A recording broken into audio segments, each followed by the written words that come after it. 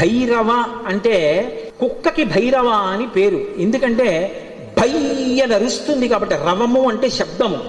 భైరవ అన్న మాటకు అర్థం ఏమిటంటే ఎవరిని చూస్తే హడిలిపోతామో, ఎవరిని చూస్తే భయం వేస్తుందో, ఎవరిని చూస్తే ఇక బుద్ధి పని చెయ్యదో అటువంటి భయంకరమైనటువంటి రూపంతో ఉండేటటువంటి వాడికి భైరవ అని పేరు.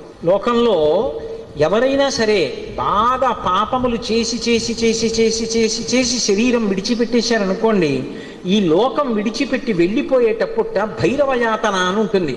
ఆయన క్రోధ రూపంతో వెంటబడతాడు బెత్తం పట్టుకుని.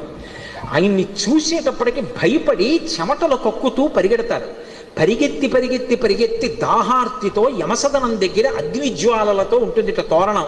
ఆ తోరణం కింద నుంచి దూరుతాడు కాలిపోతూ. ఆ దోషం పోవాలి అంటే కాలభైరవ దర్శనం చేస్తారు.